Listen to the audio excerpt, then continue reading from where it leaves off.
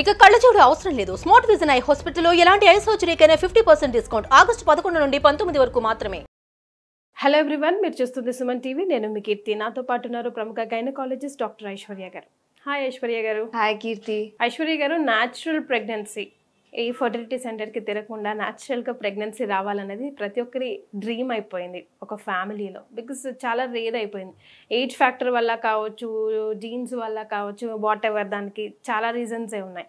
So ఆ natural pregnancy ఎంతకాలం వరకు ట్రై చేయాలి, అసలు ఎట్లా చేయాలి అన్నది మనం తెలియజేద్దాం. గుడ్ టాపిక్ కీర్తి. న్యాచురల్ ప్రెగ్నెన్సీ అనేది వెరీ మచ్ అచీవబుల్. సో అందరూ ఎక్కువ భయపడకుండా ఫస్ట్ పెళ్ళైన 6 months అయితే హ్యాపీగా ట్రై చేయొచ్చు. ఫస్ట్ ఇంపార్టెంట్ థింగ్, మనం ఏమి ఫుడ్ తింటున్నాము దానిపైన ఒకసారి మనం ఆలోచించుకోవాలి. ఎక్కువగా బయట తినకుండా ఇంట్లో చేసిన ఫుడ్స్ తిని, ఓకే, ఆర్గానిక్ ప్రొడ్యూస్ అంటాం కదా, ఆర్గానిక్ ప్రొడ్యూస్ తిని వాటిల్లో పెస్టిసైడ్స్ ఎక్కువగా ఉండకుండా ఉంటాయి. అండ్ ప్లేట్ పెట్టుకున్నప్పుడు కూడా ఒక రెయిన్బో కైండ్ ఆఫ్ అన్ని ఫ్రూట్స్ ఉండాలి, వెజిటేబుల్స్ ఉండాలి, కొంచెం కార్బోహైడ్రేట్ ఒక 1/4 ఆఫ్ ద మీల్ ఉండాలి, ప్రోటీన్ ఉండాలి మనకి ఎవ్రీ మీల్లో. అలా మనం ప్లేట్ కూడా కరెక్ట్గా సెట్ చేసుకొని, and junk food totally avoid చేయడం అని కాదు, ఇంట్లో చేసుకున్న ఫుడ్డే కొంచెం మనం మోర్ హోమ్లీ ఫుడ్ తిని, సూపర్ ఫుడ్స్ అని కూడా ఏమీ ఉండవు. ఏమన్నా కానీ మనము న్యాచురల్ ఫుడ్స్ అన్నీ అలా తీసుకుంటున్నా చాలు. ఎనీ పర్టిక్యులర్ ఐటమ్ తింటే ప్రెగ్నెన్సీ వచ్చేస్తుందా మేడం అంటే అలా ఏది సూపర్ ఫుడ్ అనేది ఏది ఉండదు. తీసుకునేది బ్యాలెన్స్డ్ ఒక రెయిన్బో డయట్ లాగా తీసుకుంటే అది డెఫినెట్లీ హెల్ప్ చేస్తుంది. నెక్స్ట్ ఏంటి, ఒక మంచి హెల్దీ లైఫ్ స్టైల్ మెయింటైన్ చేయడము, అంటే రెగ్యులర్గా ఒక వాక్ చేయడము, ఒక 30-40 minutes మార్నింగ్ సన్షైన్ వచ్చినప్పుడు, లైక్ మార్నింగ్ 6:30 అలా కపుల్ ఇద్దరు కలిసి చక్కగా వాక్కి వెళ్తే కానీ వాళ్ళ రిలేషన్షిప్ కూడా కొంచెము బాండింగ్ కూడా ఇంప్రూవ్ అవుతుంది. హార్మోన్స్, స్ట్రెస్ హార్మోన్స్ అవన్నీ తగ్గుతాయి. And as such definitely beneficial అనమాట వాక్స్ అవన్నీ. ప్రెగ్నెన్సీ ఈజీగా వచ్చేస్తుంది మనం ఒక healthy wait, healthy life style maintain చేస్తుంటే. దీంతో పాటు ఇంకా అదర్ హ్యాబిట్స్ అంటాము, స్మోకింగ్ కానీ, కపుల్స్లో ఈ మధ్య both male and female, so smoking cut down చేయడము, ఆల్కహాల్ కట్ డౌన్ చేయడము, ఇవన్నీ చేయడంలో కూడా డెఫినెట్లీ చాలా increase in the quality of the egg కానీ, క్వాలిటీ ఆఫ్ ద స్పర్మ్ కానీ చాలా ఇంప్రూవ్ అవుతుంది అనమాట. కొంతమంది మనం చూస్తూ ఉంటాం, నేనేం కట్ డౌన్ చేసుకోనండి, నాకు అది బాగా అలవాటు అయిపోయింది, ఒక ఎడిక్షన్ అయిపోయింది అని.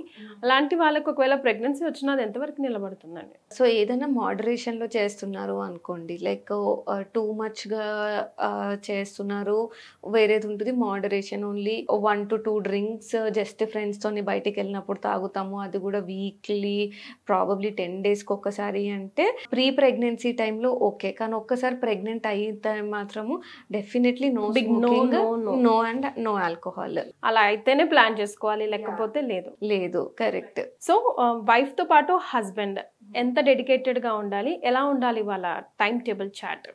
కరెక్ట్. వైఫ్తో పాటు హస్బెండ్ కూడా ఈక్వలీ డెడికేటెడ్గానే ఉండాలి. హస్బెండ్ వెయిట్ కూడా చాలా ఆప్టిమమ్గా ఉండాలి, సో దట్ స్పర్మ్ క్వాలిటీ బాగా వస్తుంది అని చెప్పి. స్పర్మ్ క్వాలిటీకి అన్ని ఫ్యాక్టర్స్ ఉంటాయి, diet, exercise and also smoking, alcohol, everything will effect the sperm health అన్నమాట. స్పర్మ్ స్ట్రాంగ్గా ఉంటేనే అదొక హెల్దీ బేబీ లాగా రిజల్ట్ అవుతుంది. లేదు అంటే ప్రెగ్నెన్సీ రాకపోవడము, అబార్షన్స్ అవ్వడం, ఇవన్నీలో మేల్ కాంపోనెంట్ కూడా, మనం ఓన్లీ ఫీమేల్ కాంపోనెంట్ వల్ల అయింది అబార్షన్ అనుకుంటాం, కానీ ఫీమేల్ స్పర్మ్ హెల్త్ కూడా చాలా చాలా important. Right. So which will be the advocate or proper intercourse time? So proper intercourse time అనేది లేడీకి కరెక్ట్గా రెగ్యులర్గా పీరియడ్ వస్తుంది, 28 daysకి కానీ 30 daysకి కానీ ఒకసారి సైకిల్ వస్తుంది అంటే కానీ between day 10 and day 18 alternate days కలిసి ఉన్నా కానీ సరిపోతుంది ప్రెగ్నెన్సీ రావడానికి. ఇలా ఏమీ స్ట్రెస్ లేకుండా ఒక 6 months to 1 year ట్రై చేయొచ్చు. లెస్ దాన్ 35 years ఉన్నారు కపుల్ అంటే కానీ 1 year ట్రై చేసినా కానీ రావట్లేదు, అన్నీ ఆప్టిమమ్గా ఉన్నాయి అంటే అప్పుడు ఒకసారి డాక్టర్ని కన్సల్ట్ అవుతే బెటర్. కానీ age of the couple more than 35 years ఉందనుకోండి, ఒక 6 months ఆఫ్ ట్రయింగ్లో ఇంకా దే కెన్ కన్సల్ట్ డాక్టర్ అనమాట. సో మాలో చాలా మిత్స్ ఉన్నాయండి.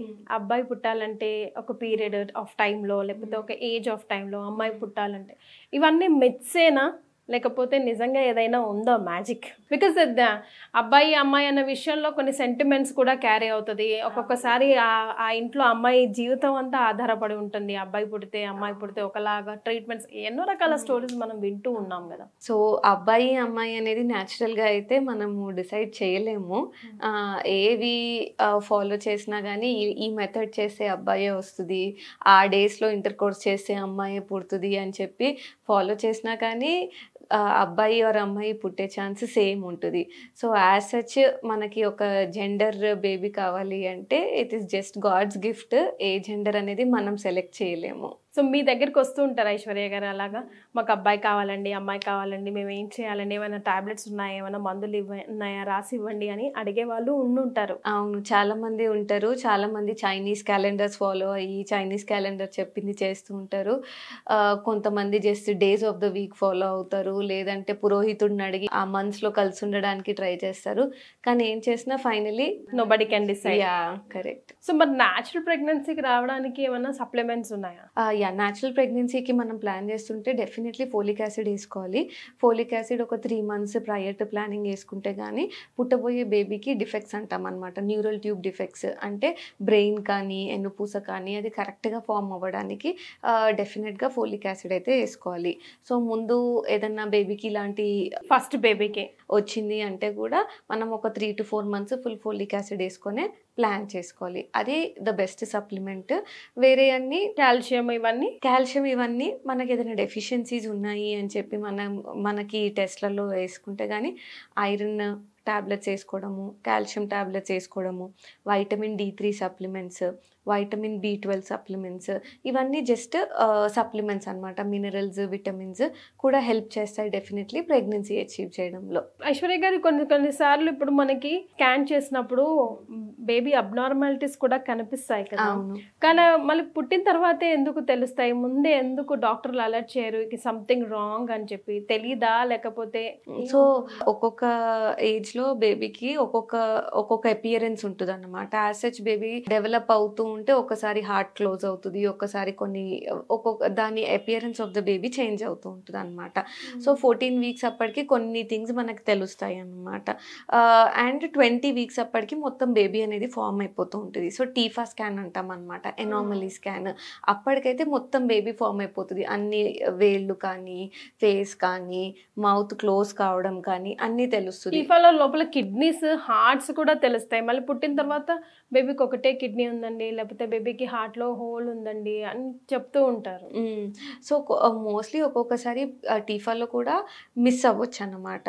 సో టీఫాలో మిస్ అయ్యే పర్సెంటేజ్ అరౌండ్ 4 in 100. సో మనకి మదర్ చాలా ఒబీస్ ఉందనుకోండి, లోపల వరకు స్కాన్ ప్రోబ్ అంత కరెక్ట్గా డిటెక్ట్ చేయలేదు అనుకోండి, ఇలాంటి కొన్ని బేబీ మూమెంట్, బేబీ పొజిషన్ ఇవన్నీ బట్టి కూడా ఒక్కొక్కసారి టీఫా స్కాన్ అనేది మిస్ చేయొచ్చు.